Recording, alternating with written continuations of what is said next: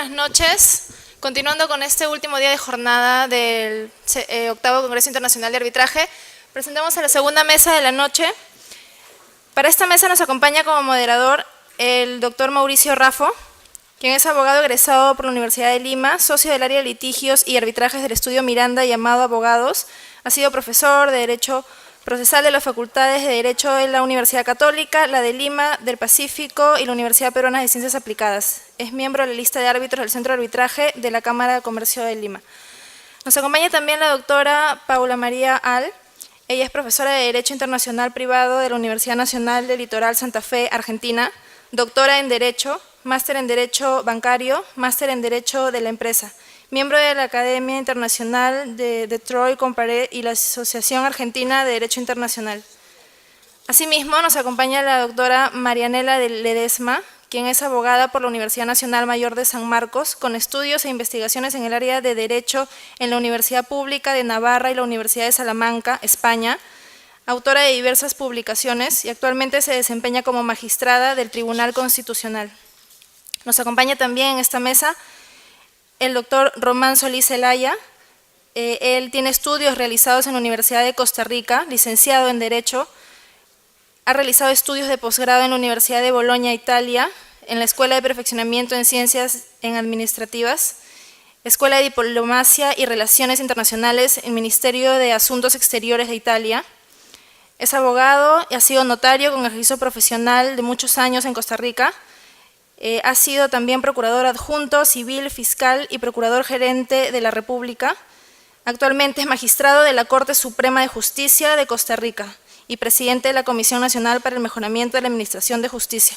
Los recibimos con fuertes palmas, por favor.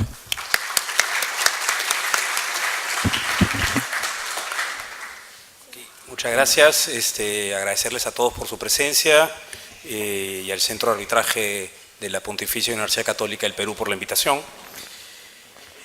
El tema de la mesa es el control jurisdiccional del arbitraje. Y cuando hablamos de control jurisdiccional en un foro de arbitraje, nos metemos en un tema que comienza a poner incómodo sobre todo a los árbitros. Pues estamos hablando de que el Poder Judicial, ¿no es cierto?, la justicia ordinaria, aquella de las partes expresamente pactaron no someterse ni acercarse y no someter a ella sus controversias, le vamos a permitir que controle y revise las actuaciones de los árbitros. Y por tanto, es un tema bastante delicado y sobre todo muy controversial. Entonces, para poder acercarnos al tema del control jurisdiccional, la primera pregunta que nos hacemos es ¿cuál es la delimitación de la intervención judicial en el arbitraje? Y le invitaría al doctor Román Solís, que nos acompaña de Costa Rica, que nos pueda explicar esta delimitación de la intervención judicial en el arbitraje. Muy buenas noches a todas y todos, en especial un agradecimiento tanto de la Pontificia Universidad Católica de Chile, el Centro de Solución de Conflictos de dicha universidad, a todos los integrantes que han participado de esta serie de actividades y de reflexiones que se han hecho durante esta semana con ocasión, tengo entendido, de la octava reunión de arbitraje que ha sido convocada, y a la Organización de Estados Americanos, que fue la organización que facilitó la participación mía en este seminario. Quisiera, previo a empezar a trabajar la exposición, mencionar que este tema de las relaciones entre juez jurisdiccional y juez arbitral es un tema que siempre ha generado algún nivel de conflictividad. Parece un matrimonio mal llevado.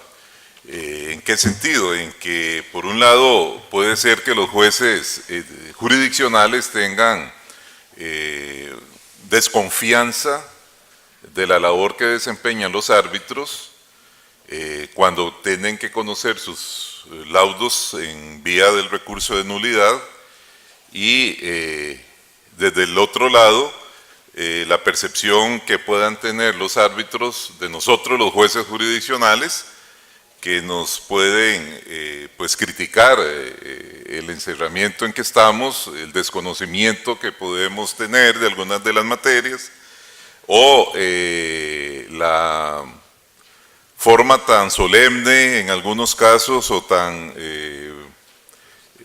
cargada de rituales procesales con que en algunas ocasiones también los jueces pueden venir a conocer del laudo vía recurso de nulidad. Yo creo que esas dos posiciones tan antagónicas, por lo menos en mi país, y puedo hablarlo, y solamente voy a hablar de mi país, sería un atrevimiento hablar de las experiencias de otras organizaciones estatales y otras experiencias de cortes hermanas de otros países del área. En mi país me atrevería a afirmar que eso no se da. Y aquí tengo a un costarricense que litiga en materia arbitral y posteriormente podríamos abrir una bonita discusión al respecto. ¿Y por qué digo que no se da? Por dos motivos principales. Primero, porque la ley de solución alterna de conflictos y de arbitraje fue promovida desde la Corte Suprema de Justicia. Eso da a entender de que hubo una voluntad política de los magistrados y magistradas de ese momento de propiciar una reforma legal o un instrumento normativo que permitiera entonces la consolidación de estos esquemas de soluciones alternas en materia de conflictos, otorgándosele entonces una gran importancia al mecanismo arbitral. Habida cuenta que en Costa Rica la posibilidad de ir a un arbitraje es un derecho constitucionalmente protegido para los habitantes. Está incorporado en el capítulo de derechos individuales de nuestra Constitución y más bien la promulgación de dicha legislación lo que hacía era desarrollar la Constitución política y hacer posible materializar el ejercicio ya real, inmediato, directo de ese derecho constitucionalmente previsto. Y en segundo lugar, desde la vigencia de la Ley de Solución Alterna de Conflictos, la Ley RAC, como la llamamos en mi país, ha habido una constante que pretendemos mantener así en la Sala Primera de Casación. Yo integro la Sala Primera de Casación como ministro que fui nombrado hace casi 14 años en dicha sala, de mantener una línea que se expresa en nuestros votos, en nuestras resoluciones, de entender que el arbitraje es de las partes, es autónomo, y que la presencia del órgano jurisdiccional se debe expresar en lo mínimo y solo cuando expresamente y como última razón tipificadas en la ley que ameritan entonces dicha nulidad. Pero eso es como una última solución. Y tenemos también una posición muy determinada, no de manera unánime, sino que hay voto dividido, de que si se anula un arbitraje por razones de debido proceso, se reenvía al tribunal arbitral para que vuelvan a laudar, también manteniendo el criterio de que la sola existencia del arbitraje per se expresa o demuestra un interés de dos sujetos de derecho privado de acudir a ese tipo de mecanismos alternos a la justicia jurisdiccional para solucionar sus diferencias contractuales. Ese es el espacio en donde nos hemos desarrollado durante mucho tiempo.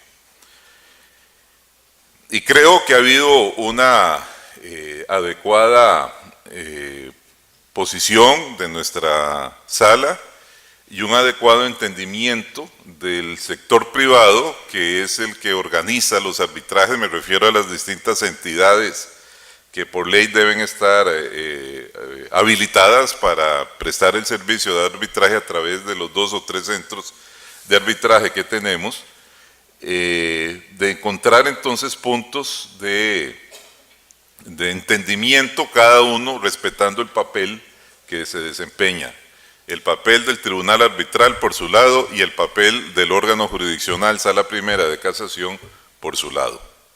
Y al día de hoy existe una entidad que desarrolla privada, un centro de resolución arbitral de materia comercial internacional funcionando.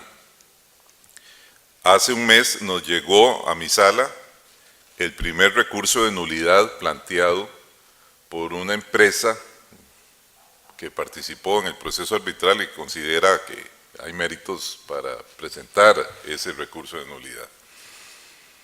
Tengo entendido que se están discutiendo en ese centro 4 asuntos más de empresas del área que han escogido a Costa Rica como punto o centro de referencia para la realización del arbitraje, con participación de árbitros de otras nacionalidades, pero escogieron a Costa Rica como país sede.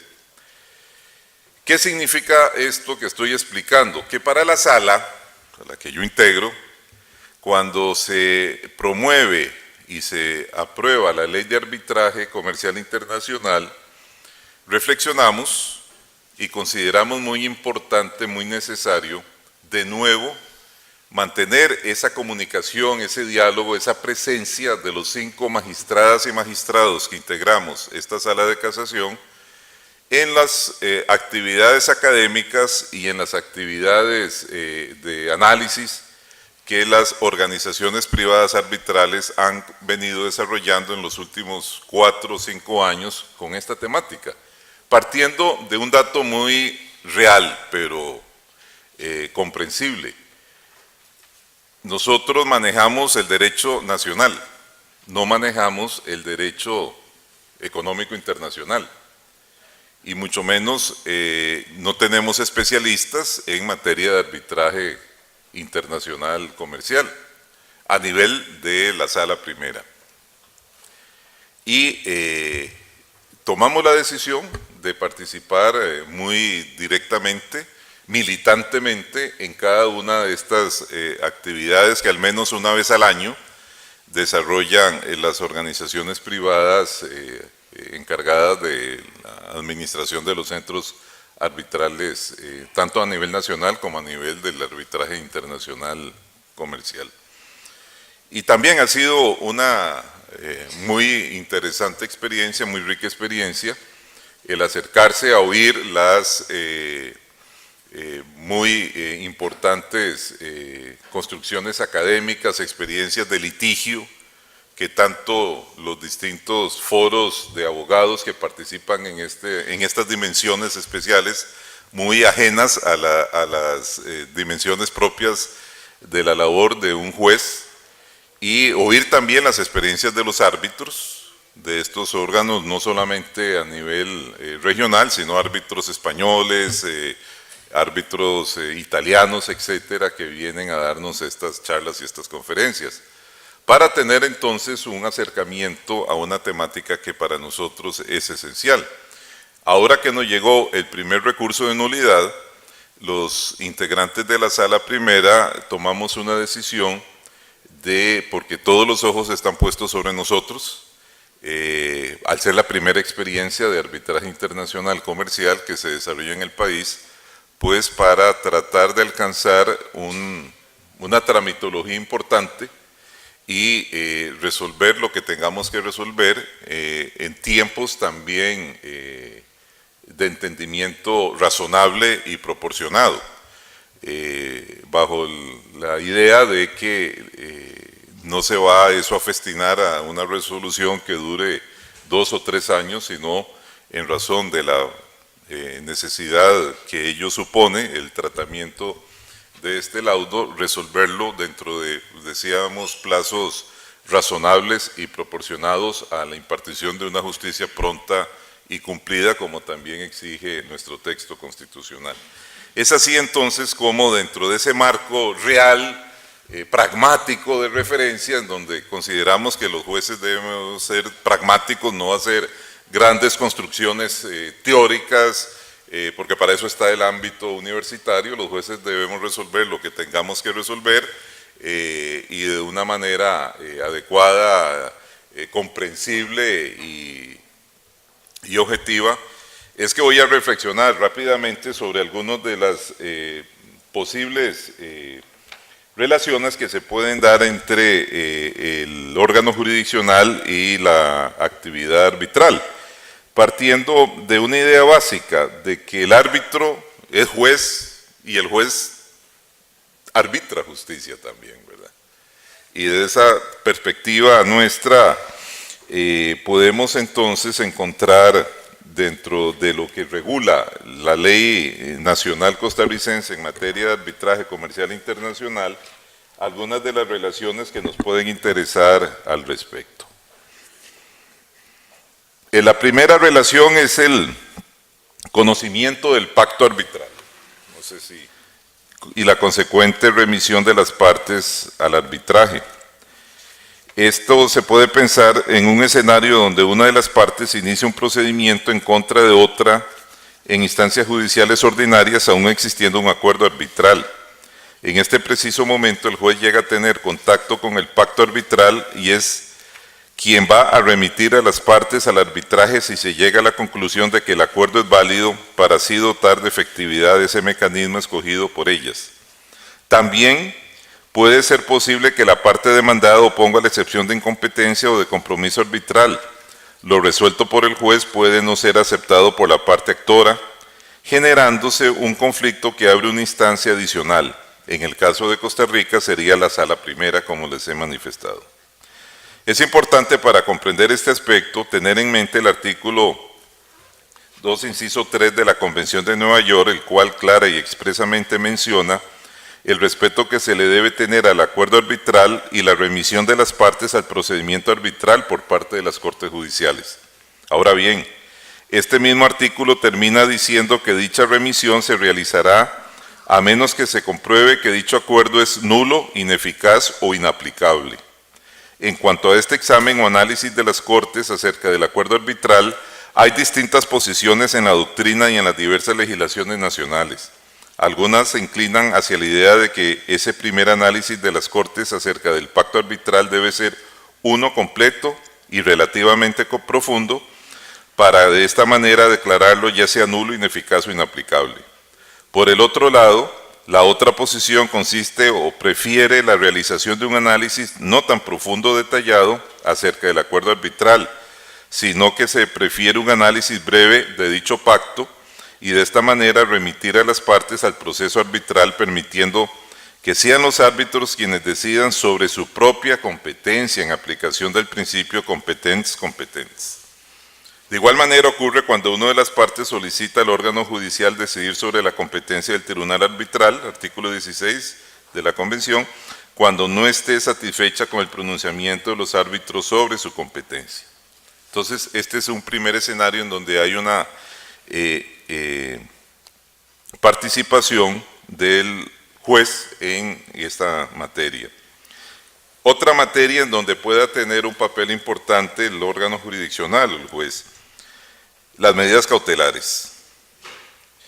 Al hablar de medidas cautelares se hace mención a la posibilidad de una de las partes de solicitar acciones que permitan el correcto desenvolvimiento del arbitraje y que la eficacia de lo dispuesto en el laudo sea asegurada.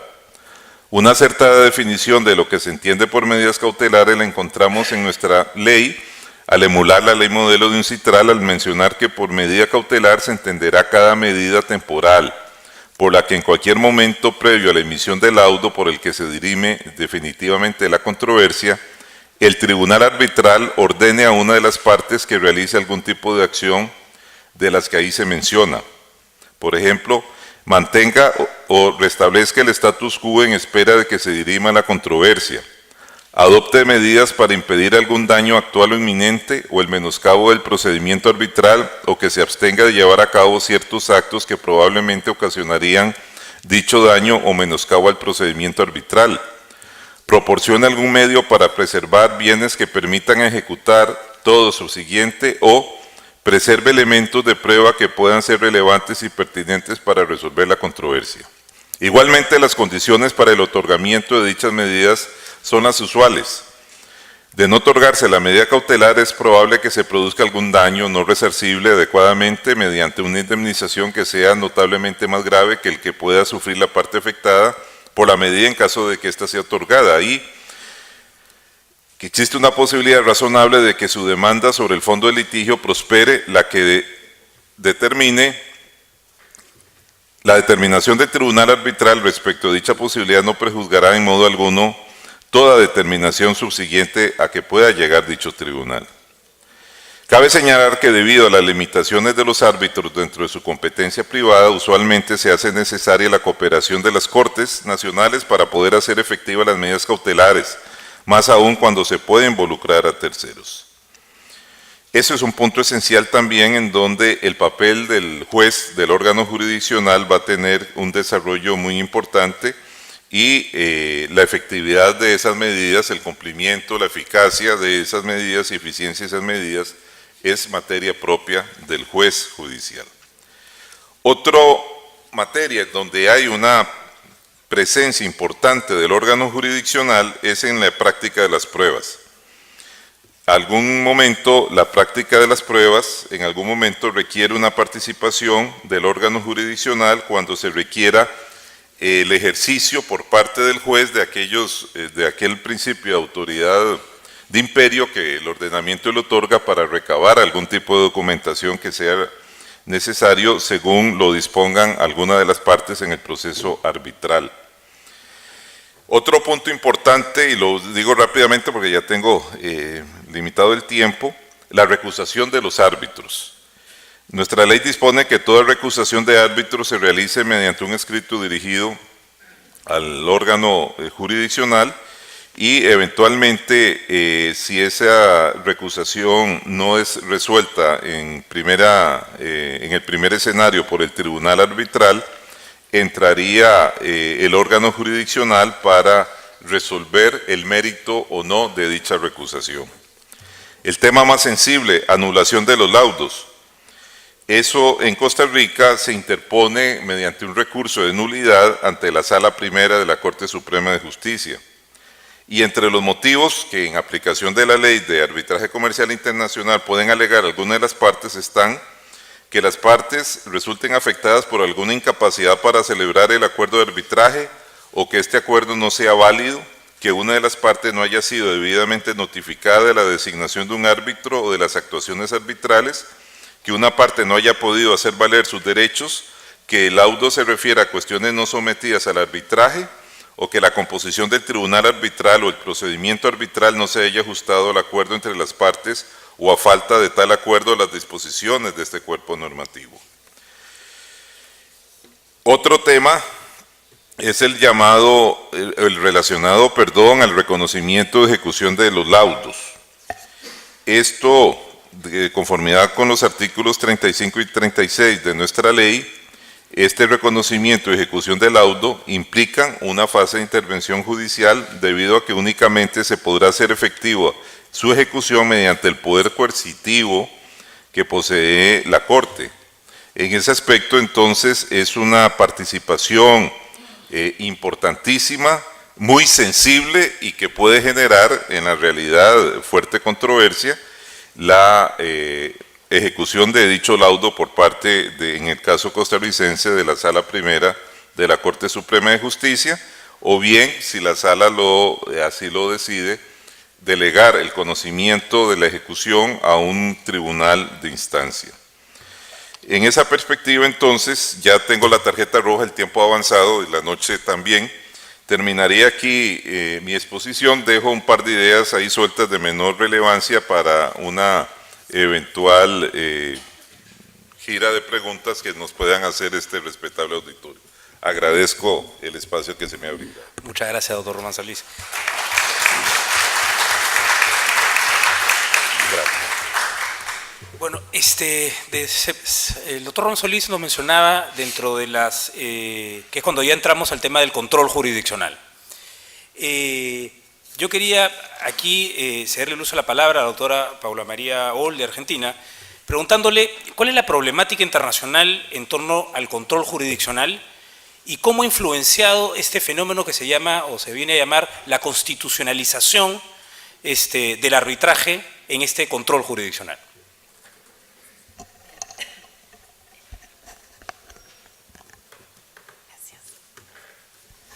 Bueno, buenas noches a todos. En primer lugar, agradecer a los miembros de la organización del Congreso, a los miembros también de la Facultad y del Centro, y a la Organización de los Estados Americanos por permitir nuestra presencia aquí. Cuando la organización me dijo más o menos el tema a tratar del control jurisdiccional del arbitraje y básicamente cómo influía la constitucionalización, en realidad es uno de los temas más álgidos, es decir, cuando uno piensa en el control judicial del arbitraje, quizás es uno de los temas más sensibles al arbitraje mismo por la relación que se genera entre el arbitraje y el Poder Judicial.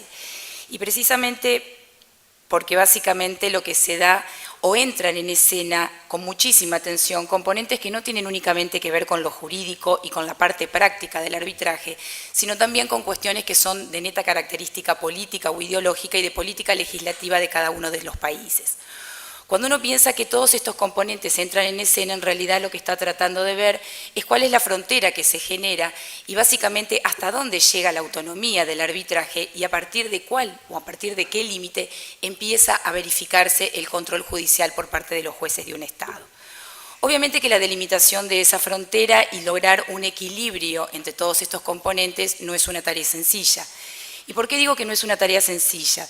Porque si por un lado uno piensa concederle a los jueces del Estado un margen mayor, eso puede convertir al arbitraje en una judicialización, que es justamente lo que las partes no quisieron hacer al momento de establecer una cláusula o un convenio arbitral y someter sus controversias presentes o eventuales a un arbitraje. Pero por el otro lado, si se lleva al otro extremo, justamente la autonomía del convenio arbitral o la autonomía del arbitraje como medio alternativo de solución de controversias, a un extremo tal de que no haya ningún tipo de control por parte de los jueces del Estado, puede llegar a causar también una retracción por parte de los particulares, en el sentido de que puede haber una cierta inseguridad percibida por los particulares de que no existe ningún tipo de control sobre las personas que van a decidir sus controversias. Entonces, en este sentido, consideramos que definir el rol no únicamente de los árbitros dentro del mecanismo del arbitraje, sino también de los jueces dentro del Poder Judicial de un Estado, constituye una tarea no sencilla y por lo tanto no exenta de obstáculos.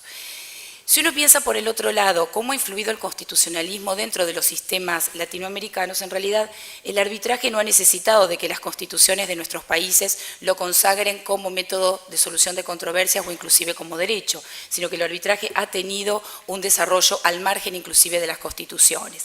Pero lo que sí es cierto es que, más allá de que muchas de nuestras constituciones, inclusive a partir de fines de la década del 90, todas las reformas que se han producido, han incorporado al arbitraje o al derecho al arbitraje dentro de las constituciones, o inclusive ha habido un reconocimiento por parte jurisprudencial, por parte de los jueces del Estado, del derecho al arbitraje como una opción constitucional.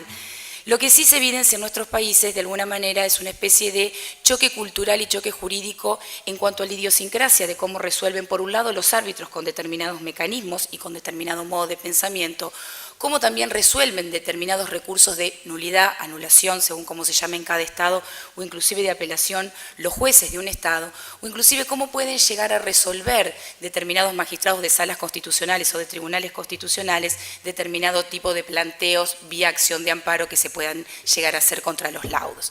Entonces, no únicamente hay un choque filosófico y cultural, sino que de alguna manera también, como se ha dicho, hay un choque o se pone en colisión un sistema de justicia distributiva, por un lado de los derechos fundamentales con todo el avance que esto ha tenido en los últimos tiempos, y en el panel anterior justamente hablaban de la sinergia entre el derecho público y el derecho privado y la actuación de los derechos humanos, y por el otro lado la justicia correctiva por parte del arbitraje internacional.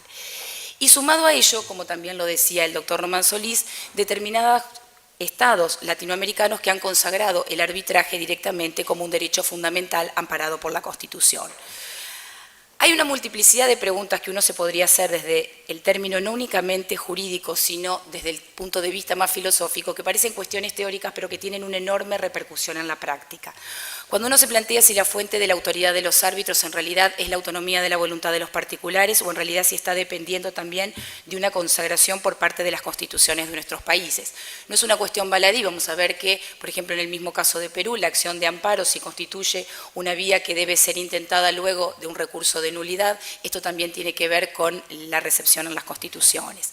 En realidad, si el arbitraje también es una creación del Estado o de la comunidad de los comerciantes, implica también una toma de posicionamiento por parte del constitucionalismo en el derecho que se le aplica y en la introducción a la lex mercatoria. Y finalmente, un problema que se presenta no únicamente en cuanto a la constitucionalización en sí, sino a cómo está operando el derecho constitucional por sobre el arbitraje, si en realidad estamos pensando que el derecho constitucional está absorbiendo el arbitraje como mecanismo autónomo o si en realidad está todo lo contrario, está subsumiéndolo dentro del mecanismo jurisdiccional. Lo cierto es que, más allá de que nuestras constituciones reconozcan en cuanto a la asunción del arbitraje, la misma Constitución española de Cádiz de 1872 y que se remonta en el artículo 5 de la Constitución francesa, en todos nuestros países lo que sí se ve es una inflación, podríamos decir, legislativa en las constituciones, no únicamente en cuanto a consagrar el arbitraje como método de solución de controversias, sino a permitir, por ejemplo, que el Estado, ciertas entidades de derecho público puedan acceder, a consagrar, por ejemplo, en el caso de Panamá, con la reforma del 2004, el principio de la competencia, básicamente como una cuestión de carácter constitucional que debe ser resguardada, o inclusive el mismo artículo 139 en el caso de Perú, que consagra al mismo arbitraje como una excepción a la posibilidad justamente de que haya jurisdicciones excepcionales. Entonces, en esta línea creemos que evidentemente ha habido un avance con respecto a esta consagración. La cuestión es cómo dentro de la política legislativa de nuestros estados las constituciones van incorporando el arbitraje. Esto que también puede parecer una cuestión teórica es luego llevado a la práctica con respecto a la posibilidad no únicamente del recurso de la acción de nulidad, sino también de la vía del amparo constitucional. Hay algunas constituciones de nuestros países latinoamericanos que lo incluyen dentro de las normas relativas al Poder Judicial. Hay otras, como la Constitución de Venezuela de 1999, que no habla ya dentro del Poder Judicial, sino del sistema de justicia, con lo cual el arbitraje no estaría dentro del Poder Judicial, pero sí del sistema mucho más amplio. Y hay otros países que lo consagran directamente dentro de las disposiciones relativas a los derechos fundamentales. Quizás el caso de Perú también sea particular en cuanto a la cuestión de consagrarlo dentro de las cuestiones económicas. Ahora bien, esta cuestión de la constitucionalización del arbitraje no únicamente tiene que ver con la inclusión del arbitraje en ciertas normas de la Constitución, en la modificación de ciertas normativas con relación al arbitraje y determinados países de Latinoamérica que tampoco tienen normas sobre arbitraje, por ejemplo el caso de Argentina, y donde esto también va a repercutir negativamente, y finalmente la ratificación de ciertos instrumentos internacionales, no únicamente en este caso la Convención de Nueva York, sino también en la Convención de la CIDIP de Panamá del 75 en el marco de la OEA. La cuestión básica es que todas las constituciones, de alguna u otra manera, consagran como regla general la posibilidad de que todas las personas puedan acudir a los tribunales judiciales de un Estado para resolver sus controversias. La cuestión es que este principio, llamado del juez natural, no únicamente que no es un principio absoluto, sino que además que el acceso a los tribunales del Estado no es en principio irrenunciable, con lo cual es perfectamente válido que las partes, a través de la sumisión de un arbitraje, pacten que todas sus controversias sean resueltas por los árbitros, con lo cual va a generar un efecto negativo y positivo. El negativo es de no sujetarse obviamente a la jurisdicción judicial de un Estado y el positivo es sujetarse a la jurisdicción de los árbitros. La cuestión será justamente ver cómo los jueces de un Estado pueden en determinados casos actuar con relación a ese arbitraje y si la intervención o el control por parte de los jueces es un control que se hace dentro del procedimiento o si es deseable que el control solo sea llevado ex post de esta manera. En este sentido, con respecto al tiempo, solamente mencionar que en países como por ejemplo la Argentina, donde no tenemos una ley de arbitraje y donde tampoco tenemos una consagración constitucional en este sentido, como ustedes lo verán ya desde los fallos del año 61, básicamente la fundamentación del arbitraje y la legitimidad está dada en la autonomía de la voluntad de los particulares anclándose en el Código Civil. Mientras que si uno ve, por ejemplo, el fallo del Tribunal Constitucional de Perú, en el caso Fernando Cantuaria Salaverry, más allá de hablar de la autonomía de la voluntad de las partes, básicamente dice que ese derecho al arbitraje y la finalidad de los árbitros para resolver esos conflictos tiene su origen, su consecuencia y su límite en el artículo 139 de la jurisdicción, que como decíamos hoy prevé esta jurisdicción extraordinaria. Ahora bien, a nadie le cabe ningún tipo de duda de que más allá de que el arbitraje sea un medio privado de solución de controversias, es necesario que haya una instancia y una justificación con respecto a la manera en cómo los jueces de un Estado pueden, perdón, no se ve el dibujo, no hay problema. La cuestión es la siguiente: si nosotros estamos pensando en una relación entre el arbitraje, los jueces de un Estado o el Poder Judicial, no estamos hablando de un juicio de tatetí donde el Poder Judicial está por sobre el arbitraje o el arbitraje por sobre el Poder Judicial, sino que es necesario que se genere una sinergia entre ellos y que haya una acción de complementariedad. Complementariedad que, como decía el doctor Román Solís, no únicamente va a estar dado por ciertas cuestiones que tienen que ver con las medidas cautelares en el arbitraje, en la tramitación del proceso, sino que tienen que ver básicamente en aquellos procesos de anulación del laudo e inclusive de reconocimiento y ejecución de sentencias. Ahora bien, el Estado y sus ordenamientos en el ámbito de Latinoamérica, por medio de la autonomía de la voluntad, no únicamente han reconocido la posibilidad de que los particulares puedan someter sus controversias a arbitrajes, de que justamente los árbitros tengan la posibilidad de solucionarlas, sino que básicamente también se equiparan las soluciones dadas por los árbitros a las sentencias judiciales, y lo que es fundamental para que nosotros entendamos cómo juega el Poder Judicial con respecto al arbitraje, comprometer a los propios órganos del Estado, que son los que tienen el imperium para ejecutar tales laudos arbitrales. Con lo cual lo que se genera básicamente es una tensión muy grande, y de ahí que se decía al principio que el tema era espinoso y que era una cuestión no únicamente de la práctica, sino de cuestiones que tienen que ver con cuestiones filosóficas. La parte que es favorecida va a ser siempre un defensor acérrimo o a ultranza de la autonomía en este sentido del arbitraje, y lo hemos visto también en el caso de la competencia. En el caso de la parte que pierde el arbitraje, obviamente es un acérrimo o un firme defensor del control judicial, en muchos más casos de lo que puede ser un recurso o una acción de nulidad del laudo, llegando también a una acción de amparo por violación de garantías fundamentales. Hoy en el derecho comparado, y lo hemos visto a lo largo de estas jornadas, nadie discute de que debe haber un control judicial por parte de los jueces del Estado con respecto a los árbitros. La cuestión no está en si es viable o no es viable este control, sino que la cuestión está en determinar quién es el que debe efectuar este control, con qué medida y de qué manera lo hace, y precisamente quién es el que debe cumplir esa labor de supervisación.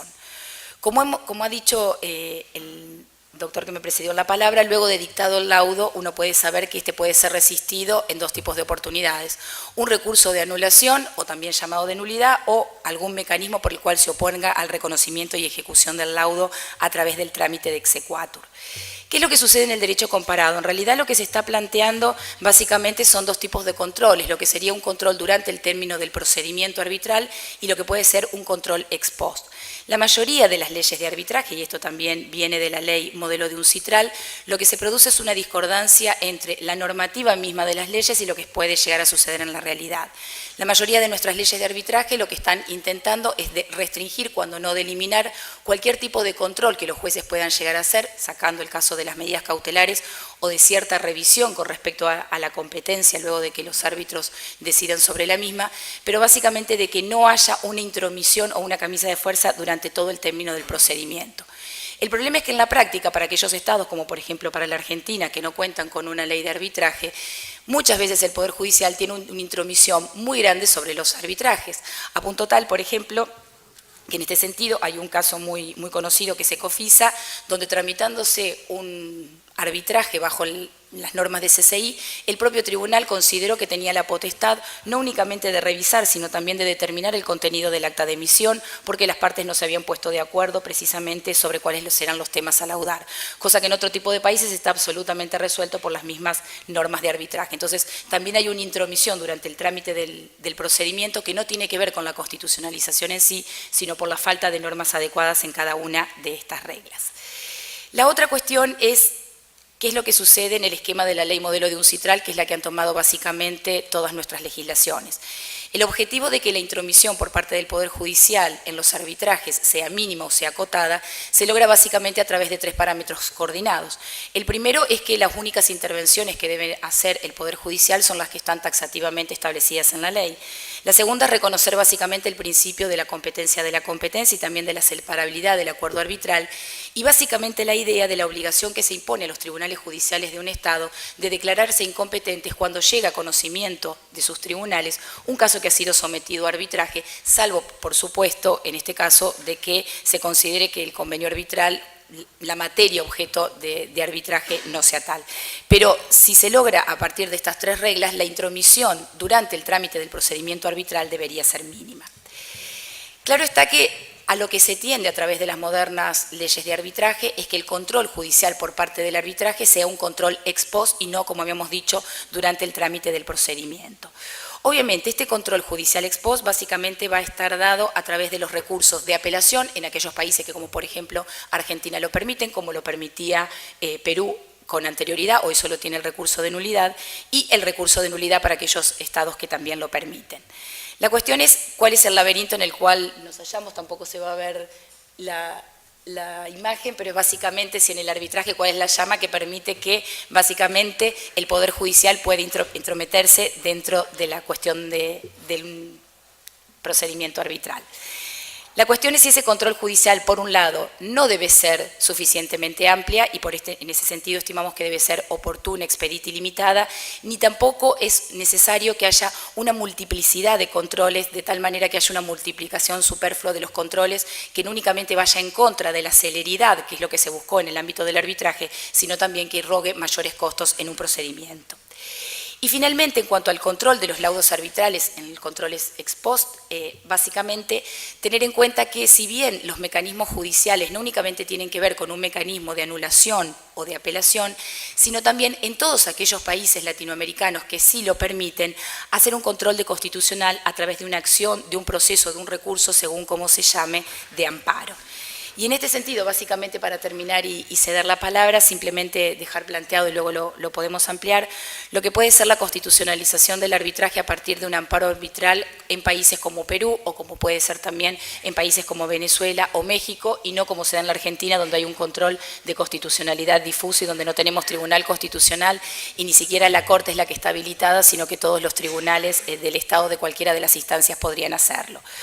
En realidad, como se vio ya a partir del caso Cantuaria, si se ve la multiplicidad de casos que se enumeran, se había entendido en este sentido que para llegar a un amparo arbitral era necesario el agotamiento previamente de la acción de nulidad, es decir, la acción de amparo constitucional como una vía absolutamente excepcional. A partir del año 2011, en la demanda que se establece entre la Sociedad Minera de Responsabilidad Limitada María Julia contra la resolución de la Tercera Sala Civil de la Corte Superior de Justicia de Lima, evidentemente ha habido un cambio y si uno evalúa este cambio no desde lo que puede visualizarse desde Perú, pero sí desde lo que se visualiza desde Latinoamérica, no únicamente se ve una determinación con respecto a cuál para todas aquellas garantías constitucionales que no están amparadas por medio de un recurso que se pueden hacer valer a través de un recurso de nulidad, puede intentarse la vía de amparo, pero a partir de ese caso no sería necesario precisamente que se agote la vía de la nulidad para poder darse la vía del amparo. Es decir, a pesar de que sea una vía excepcional, lo que hace el tribunal es verdaderamente precisar cuál es su sentido. Y en este sentido me permito leerlos porque es un ejemplo que se está tomando a nivel de Latinoamérica de cómo está operando verdaderamente esta suerte de modelo de control constitucional. El recurso de anulación permite revertir los efectos de un laudo arbitral que implique la afectación de derechos constitucionales y atendiendo a ello no tiene la naturaleza de vía previa, esto es, anterior al proceso constitucional, sino de una vía procedimental igualmente satisfactoria. En este sentido, si bien el amparo arbitral es un mecanismo excepcional, procede su uso para cuestionar derechos constitucionales vinculados al debido proceso o tutela procesal constitucional. ¿Por qué hago hincapié en esta cuestión? Porque en el Perú no únicamente que se está discutiendo esto de si deja de ser esta acción anterior o no, sino también la incidencia de los derechos fundamentales y el derecho de defensa que en otros países como la Argentina tienen que ver con una cuestión de orden público, en este caso particular ver si esta cuestión del derecho a la justicia y del acceso a la justicia en una doble vertiente, no únicamente procesal, sino también en una vía material. Y finalmente lo que creemos es que es necesario entre el Poder Judicial y el arbitraje generar una sinergia. La idea es precisamente de la construcción de un sistema, lo que está planteando el sistema del constitucionalismo a partir de la incorporación del arbitraje, no es ver al arbitraje de manera estanco, sino la construcción de un sistema. En esa construcción de un sistema es necesario el establecimiento de reglas claras. En ese sentido creemos que la ley de 2008 de Perú da un salto a la modernidad en la consagración no únicamente en el artículo 3, sino en una multiplicidad de cuestiones que pueden ser seguidas por otras legislaciones. Hay en esa ley y en otras leyes latinoamericanas también roles muy definidos en la actuación del arbitraje y en la actuación de los jueces de un Estado, que es lo deseable que así sea. Creemos que desde el punto de vista de los países latinoamericanos es necesaria una mayor capacitación por parte de los jueces de los Estados, principalmente esta capacitación en aquellos estados donde precisamente no hay una ley de arbitraje que delimite eso y fundamentalmente una búsqueda de un delgado equilibrio, ni una intromisión absoluta por parte del Poder Judicial, pero sí en determinados casos, bajo ciertas condiciones por parte de los jueces del Estado, un control sobre los laudos arbitrales ex post y sobre algunos elementos fundamentales en el marco del procedimiento arbitral. Muchísimas gracias.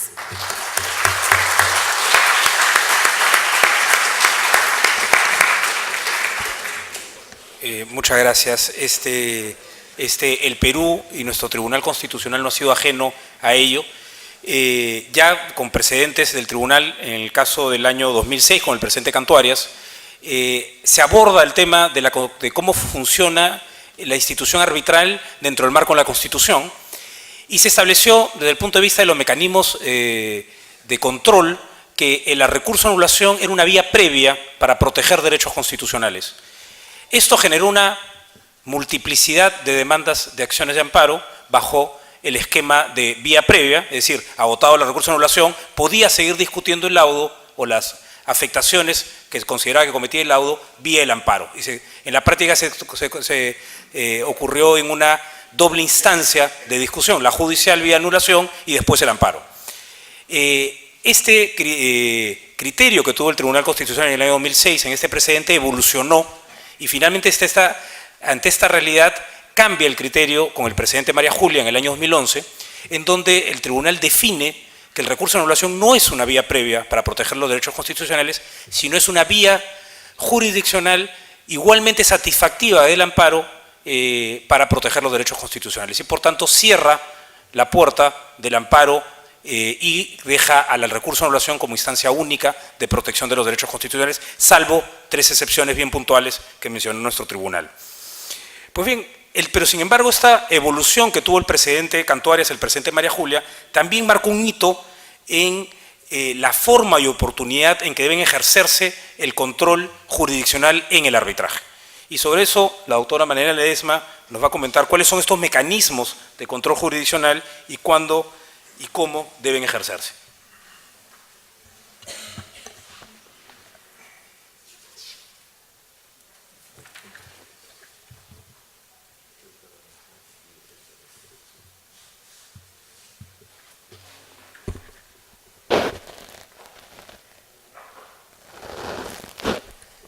Bueno, mis primeras palabras es de agradecimiento a los organizadores, de manera muy especial a César Guzmán Barrón y a Mario Castillo, que siempre son muy perseverantes en la actividad de difusión del arbitraje y porque nos permite, en fruto de su perseverancia, estos escenarios para debatir estos interesantes temas. El tema que me asignaron en el evento era hablar del control jurisdiccional a la actividad arbitral. Y desde ya tenemos que afirmar 2 situaciones, los 2 grandes espacios o 2 grandes escenarios en el que se mueve la posibilidad de solucionar conflictos. Un primer escenario marcado por el ejercicio de la autonomía privada, claramente diferenciada de lo que puede hacer el Estado también como otra alternativa en el ejercicio de su función jurisdiccional. Y a pesar que estos dos escenarios, con sus propias reglas y sus propios poderes y limitaciones que puedan darse, siempre van a compartir un modo de solucionar los conflictos bajo este modo heterocompositivo y siempre bajo un marco de un control constitucional innegable. En ese panorama que mínimo que podemos presentar, podemos entonces reafirmar que sí hay una vinculación del arbitraje hacia la actividad jurisdiccional. El asunto es bajo qué vinculación, qué roles. Como ya han señalado los expositores, el tema del arbitraje no pasa solo por hablar de que hay un tema de complementariedad de parte de la jurisdicción hacia el lado arbitral, sino que al margen de esa complementariedad también hay un rol de colaboración, según la faceta que se quiera hacer, si se quiere invocar un tema de cautela, de ejecución o de prueba. Pero lo más importante y el punto más polémico viene a la actividad contralora que se pretende ejercer o que se ejerce desde la jurisdicción hacia la actividad arbitral. Precisamente este punto, esta área es la que voy a comentar de una manera muy general y focalizando en algunos casos sobre los cuales quiero plantear 3 temas que de repente puedan generar una polémica y bueno, y ese es el objetivo de estos eventos. Voy a limitarme al tema del control y comenzar señalando que en nuestro país el tema del control pasa por, diría, por tres grandes escenarios. Dos posiblemente reconocidos y aceptados, y uno tal vez en este evento podrá decir alguien que sí o alguien decir que no. El primer tema, la primera alternativa de la impugnación como mecanismo de control a los laudos pasa por la clásica impugnación recursiva a través del recurso de anulación. Y al respecto, nuestra propia ley señala las causales en el artículo 63. Y tenemos también otra forma de impugnación ya no recursiva, sino una impugnación vía acción, una impugnación autónoma a través de los amparos, en los casos que el propio tribunal ya ha señalado, sobre todo en el precedente María Julia, donde se ha señalado el ámbito de actuación de este amparo. Y por último, podría yo agregar acá, como parte de una impugnación vía acción, la posibilidad de revisar laudos, siempre y cuando estos provengan o se justifiquen que estos provengan de una actividad fruto del fraude o la colusión. Y acá hago hincapié porque cuando se ha planteado este tema o cuando lo he planteado en las aulas, la posibilidad de cuestionar los laudos por provenir de actividades fraudulentas, pareciera una blasfemia que se señalara como que en el arbitraje fuera pues un ámbito puro, prístino, cándido, donde la actividad de la mala fe es propia de la actividad judicial o de los abogados que litigan en el escenario judicial, y como que la actividad arbitral pues es un tema tan angelical que eso no se podría pensar, ¿no? Entonces, la posibilidad de aceptar también el tema fraudulento es una posibilidad, como todo ser humano, que puede existir, ¿no? Que pueda darse actividades no muy santas en la actividad arbitral.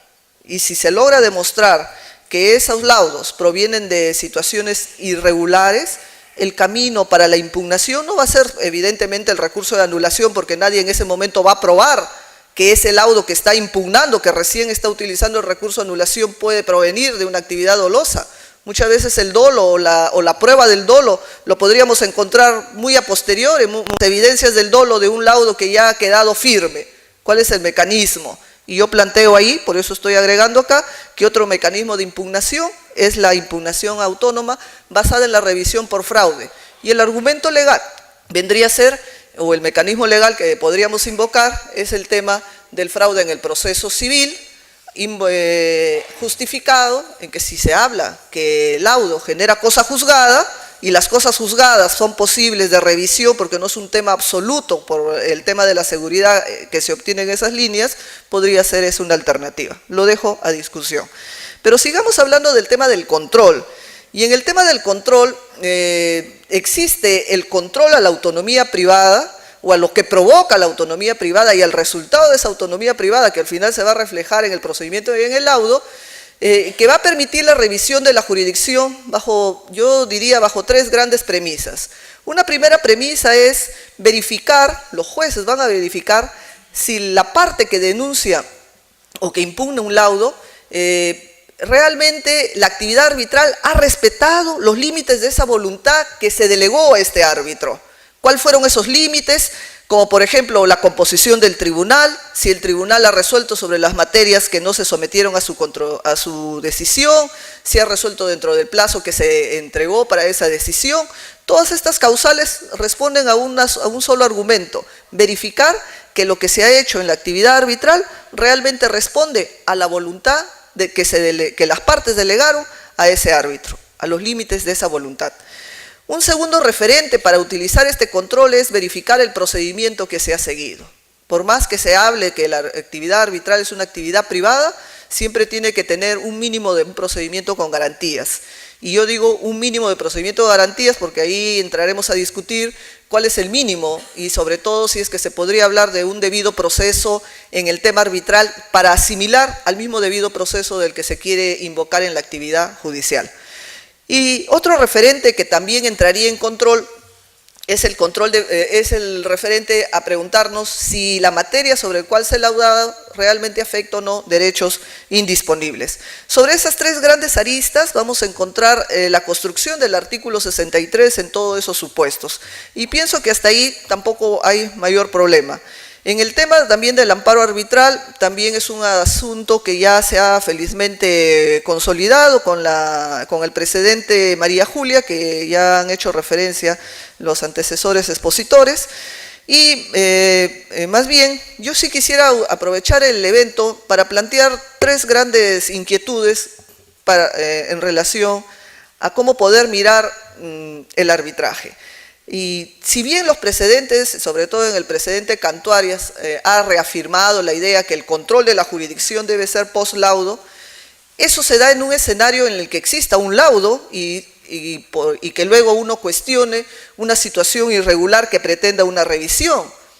Pero si la situación irregular proviene de una medida cautelar, aplicando el precedente Cantuarias, ¿podría ingresar a una revisión de la medida cautelar? Quiero poner este caso para plantear lo siguiente. Las medidas cautelares son posibles de ir a un control constitucional vía amparo. Yo no estoy hablando de un control de justicia ordinaria, ¿no? Sin que los jueces ordinarios ingresen al control de la medida cautelar dictada por los árbitros, sino estoy hablando de una acción constitucional contra las medidas cautelares dictadas en sede arbitral. El primer cuestionamiento que dirán, bueno, pero no es una decisión definitiva, es una decisión provisoria o transitoria. Pero sin embargo, al respecto, hay un precedente muy interesante que ha sentado el Tribunal Constitucional, donde sí es posible plantear el amparo contra medidas cautelares. El caso es el caso Ambec con Bacus, conocida el caso de la guerra de las cervezas, que es el expediente o la sentencia 1209-2006, disputaban ambas cerveceras, ¿no? Y el gran argumento que utilizó es el tema que el hecho de que los actos arbitrarios o se constituía en un acto arbitrario una situación construida bajo una mera probabilidad, porque total las medidas cautelares no tienen la certeza de lo que se está definiendo, pero en un escenario de probabilidades podría haber el riesgo de situaciones arbitrarias y la necesidad o la urgencia de conocer ya es que la afectación de ese derecho constitucional se viene dando de manera inmediata. Y por lo tanto, si la afectación es inmediata, habrá que utilizar mecanismos para corregir de manera inmediata también esa afectación al derecho constitucional y no esperar el clásico control post laudo a la que comúnmente casi todos sostenemos. Entonces es un punto de reflexión utilizar el argumento de las medidas del control constitucional de las medidas cautelares para reflexionar si podríamos trasladar ese control también al escenario de los laudos. Otro punto que también quisiera plantear a reflexión es la posibilidad del control de los laudos, en ejecución de laudo, Clásicamente se asume que el laudo debería ser controlado vía recurso, pero ¿qué sucede si ese laudo no fue promovido, no fue cuestionado vía recurso y se va directamente a la ejecución? La norma no dice nada, hay un vacío, pero sin embargo, una posición que asumo es que el juez ejecutor perfectamente sí podría ingresar al control del laudo siempre y cuando este laudo no haya sido promovido o no haya sido revisado a través de un recurso de anulación. Evidentemente que el control no va a ser el control para la anulación del laudo, porque no es la competencia, pero sí será un control para sostener la inejecutabilidad del laudo. ¿Y en qué casos podríamos asumir la inejecutabilidad del laudo? Cuando se esté pretendiendo ejecutar temas de derechos indisponibles y segundo, cuando con la ejecución de ese laudo se estaría afectando derechos de terceros. Y para justificar aún más esta situación, quisiera colocar un ejemplo en la que podríamos graficar esta situación. Este es y lamentablemente ha sido un caso tan conocido que ha sido el caso Orellana. El caso Orellana que provocó este control de laudo en ejecución. Revocó esa decisión y señaló que no procedía la ejecución de ese laudo y lamentablemente la Sala Civil Transitoria de la Corte Suprema en la casación 2994-2010 del 27 de junio del 2011 aceptó la posibilidad que se pueda percibir con lanzamiento a terceros que no participaron en el procedimiento arbitral. Lamentablemente no comparto esta posición, pero es lamentablemente la posición que asumió la Corte Suprema en casos patéticos donde se tendría que ejecutar laudos contra terceros. Les invito a que lean los considerandos, pero uno de los grandes considerandos que invocó la Suprema en ese entonces es que el control es a través del recurso de anulación y se dejó consentir. Pero evidentemente un tercero jamás va a invocar el recurso de anulación si el tercero jamás ha tenido conocimiento de esta historia. Por último, otro tema que quisiera plantearles a reflexión es la posibilidad de la posibilidad de controlar lo que los árbitros pueden producir como lo que quieran rotular como laudos. ¿Cómo quiero explicar esta situación? Mayormente se espera, o nos preguntaremos, ¿qué esperamos de los árbitros? Esperamos de los árbitros que resuelvan un conflicto y nos entreguen la fórmula de solución en un documento llamado laudo, o esperamos algo más que ello, esperamos que ese documento que nos entregue no sea un simple documento, sino que sea un documento que tenga ciertas condiciones de ejecutabilidad, de exigencia, que algún día, si no se cumple eso que se ha definido, podamos válidamente poder ejercer su ejecución en sede judicial.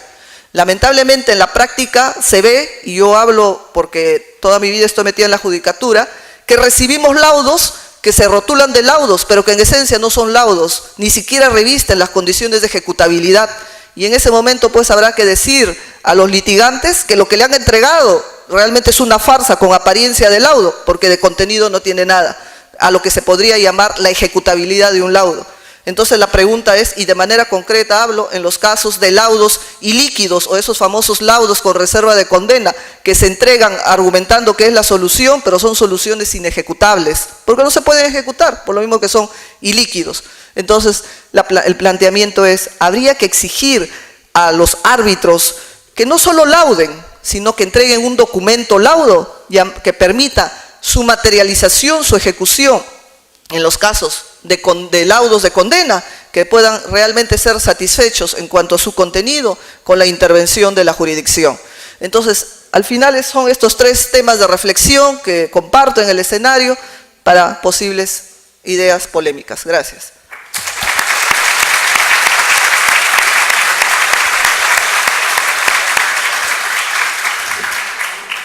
Muchas gracias. Sobre el control jurisdiccional y discutir cada uno de los casos. En el tema de la ejecución de los laudos, sobre la inejecutabilidad de la ejecución, también hay varios casos, por ejemplo, en donde se ejecuta más allá del laudo. ¿Y cuáles son los mecanismos de control ante esas situaciones? Porque claramente ya no tenemos el recurso de anulación, o deberíamos abrir nuevamente el recurso de anulación en esos casos.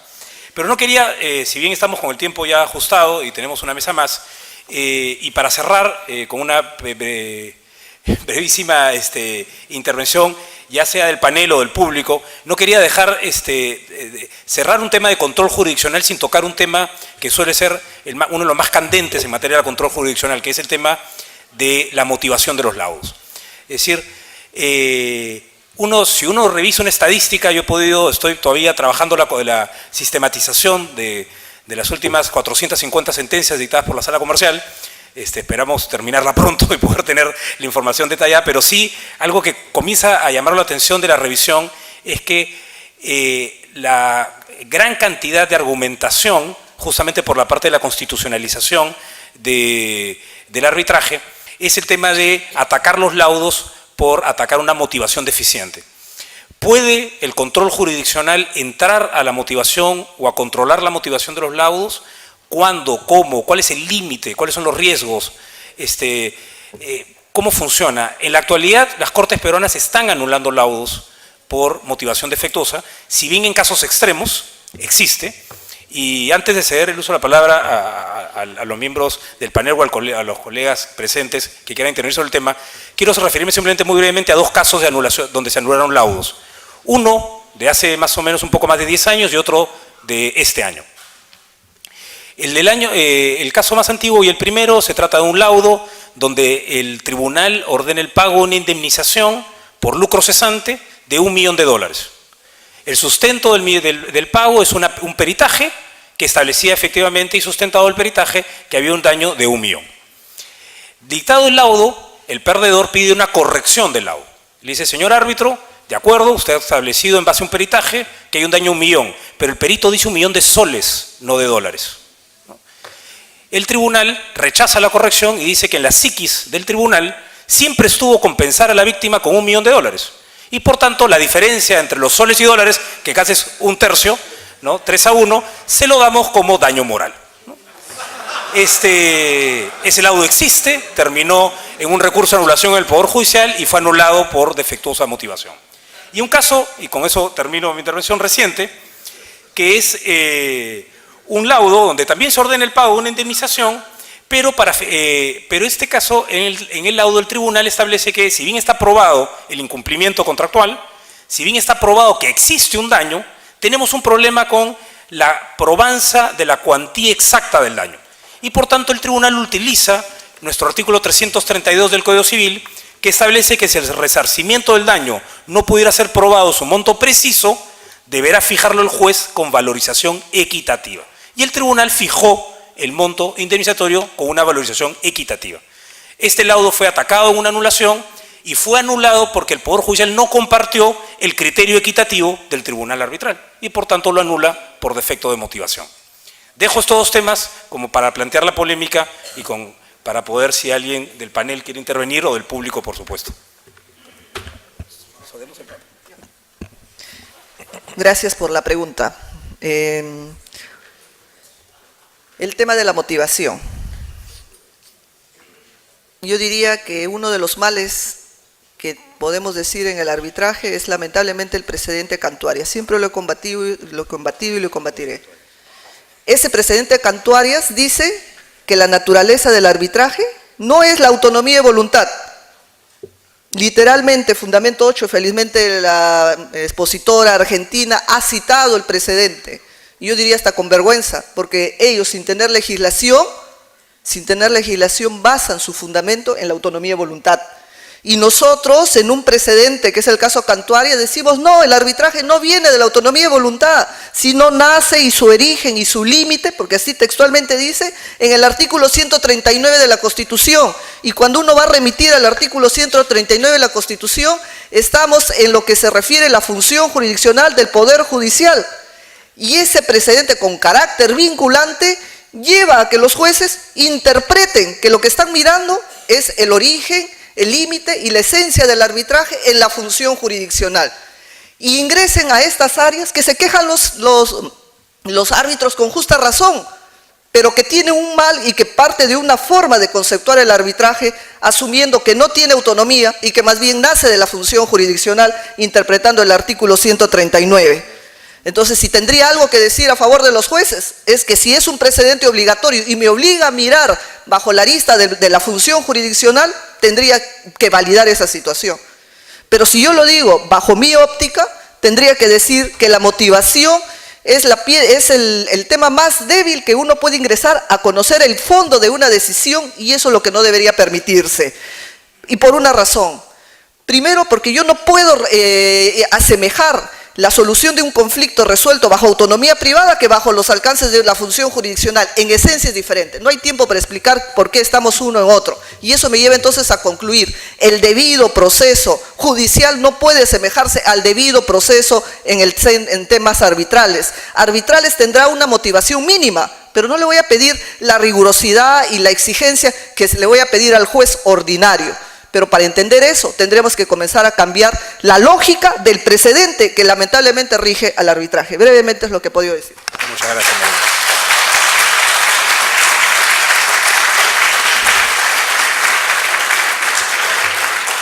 Sí, ya me están ejerciendo una acción de control.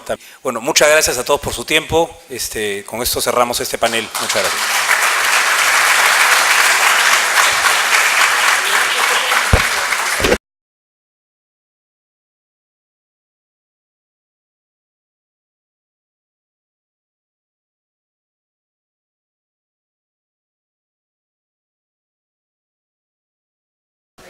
En el último panel de esta noche, que va a tratar el tema de la autonomía de los árbitros en el arbitraje internacional, nos acompaña como moderador el doctor Fernando Cantuarias, decano de la Facultad de Derecho de la Universidad del Pacífico y profesor de dicha casa de estudios, profesor visitante de arbitraje en la Universidad Torcuato Di Tella, Argentina, miembro del Board of Reports the Institution for Transnational Arbitration, del Grupo Latinoamericano de Arbitraje, de la Cámara de Comercio Internacional, entre otros.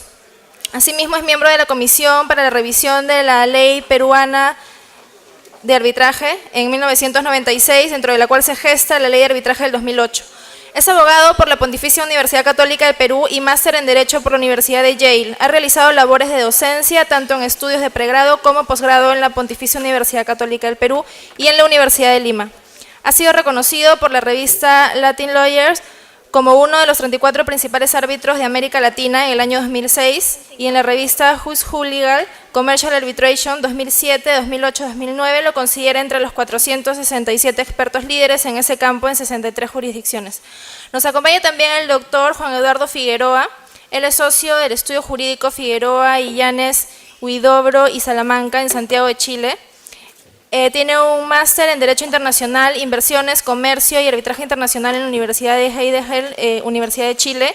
Es árbitro del Centro de Arbitraje y Mediaciones de la Cámara de Comercio de Santiago, árbitro de la Cámara de Brasil, presidente de Dispute Review Boards, Contratos de Construcción, Obras Mineras, Codelco, Chile.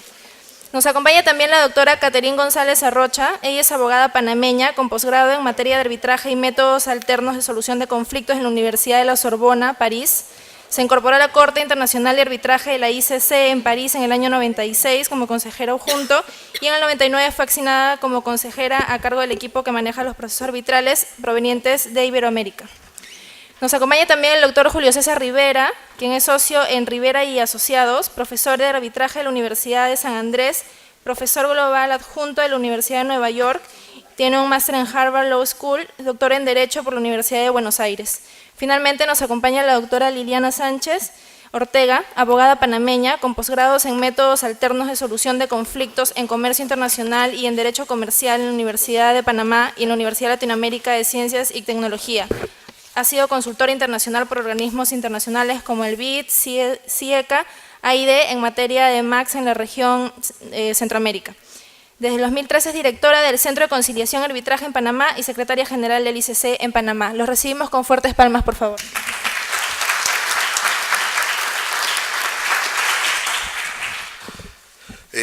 Muy buenas noches. Mis colegas extranjeros se preguntan qué hacen ustedes acá.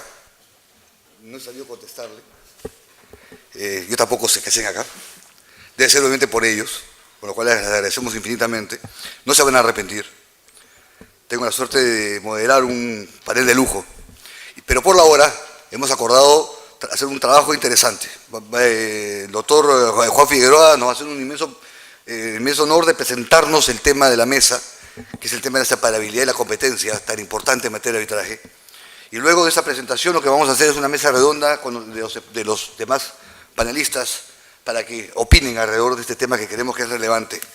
Y si se calienta el ambiente, ¿no es cierto?, podemos inclusive ver de trabajar con ustedes hasta que nos aguanten. ¿Okay? Entonces, sin más, Juan, por favor, te pedimos que des el play de honor. Bueno, buenas noches. Antes que nada quisiera agradecer la invitación de la Universidad Católica y especialmente del doctor César Guzmán. Para mí es muy grato poder estar en este auditorio y la verdad que creo dentro de lo que es este tema, que es un tema muy apasionante y muy entretenido, a partir de lo que se estaba discutiendo en el panel anterior, la doctora Paula María Al planteaba de que entre el Poder Judicial y los árbitros debía existir una sinergia, una complicidad de carácter de complementariedad. A mí me gustaría ir un paso más. Creo que la relación que debe haber entre el Poder Judicial y el arbitraje es una relación que es comparable con una relación de pareja, de complicidad. Creo que para que el arbitraje funcione bien, el Poder Judicial tiene que ser cómplice. Y para que sea cómplice, tiene que darse esa química en que entender muy bien qué es lo que hacen los árbitros y hasta dónde llega y cómo debe intervenir el Poder Judicial. Y para eso hay dos pilares fundamentales, que son la autonomía o la separabilidad del acuerdo arbitral y el principio del competence.